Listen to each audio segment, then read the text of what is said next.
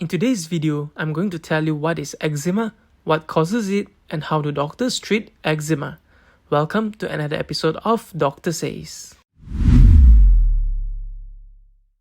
Eczema, also known as atopic dermatitis, is a skin problem that causes dry, itchy, scaly, and red skin. It can affect infants, children, and adults, and seems more common in certain families. Although the causes of eczema is not completely understood, genetics appear to play a strong role, and people with family history of atopy, which is eczema, asthma, or allergic rhinitis, has the strongest risk factor for atopic dermatitis. In most people with eczema, there is a genetic abnormality in the outermost layer of the skin, also known as the epidermis. The epidermis is the first line of defense between the body and the environment. When the epidermis is intact, it keeps environmental irritants, allergens, and microbes from entering the body and prevents the skin from losing too much water. In people with eczema, this barrier is less strong and more permeable than it should be. Most people with eczema develop their first symptoms as children, usually before the age of 5. Intense itching of the skin, patches of inflamed skin, small bumps, and skin flaking are common. Scratching can further inflame the skin and worsen the itching. Eczema symptoms vary from one person to another and can change over time. In infants, they may be inflamed, scaly, and crusted areas on the front of the arms and legs, cheeks, or scalp. The diaper area is not usually affected. In children and adults, eczema commonly affects the back of the neck, the elbow creases, and the back of the knees. Other affected areas may include the face, trunks, wrists, and forearms. The skin may become thickened and darkened, or even scarred from repeated scratching. Other findings in people with eczema can include dry, scaly skin, plucked hair follicles causing small bumps, usually on the face, upper arms, and thighs, increased skin creasing on the palms, and darkening of the skin around the eyes. There is no specific test to diagnose eczema.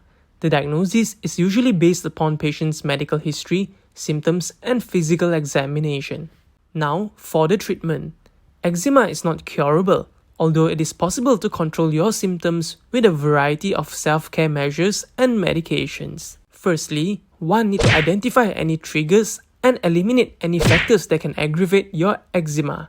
Possible triggers may include cold and dry environments, sweating, emotional stress or anxiety, rapid temperature changes, exposure to certain chemicals or cleaning solutions, including soaps and detergents, perfumes, or cosmetic. Patients with eczema may want to keep your skin always hydrated, and emollients is one of the most effective way of doing it. Emollients are creams and ointments that moisturize the skin and prevents it from drying out.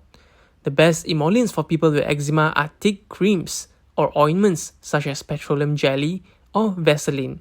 Emollients are most effective when applied immediately after bathing.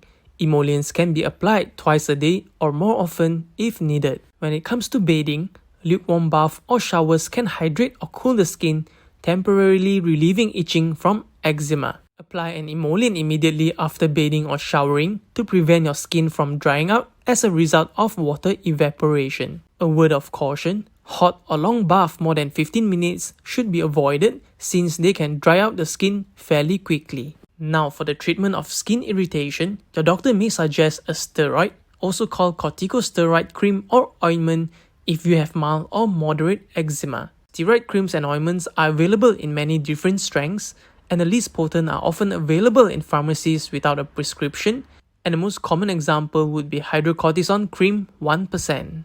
For patients with mild atopic dermatitis, we suggest using a low-potency corticosteroid cream or ointment. For patients with moderate disease, we suggest using medium to high-potency corticosteroids. The face and skin folds are areas that are high risk for atrophy, otherwise known as skin thinning with corticosteroids.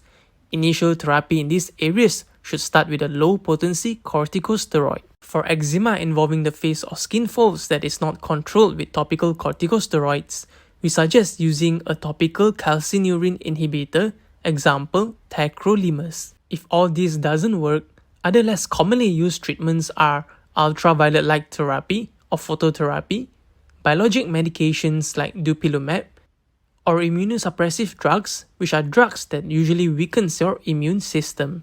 One of the most common complaints of eczema is itching, and to relieve this intense itching, oral antihistamines can be useful.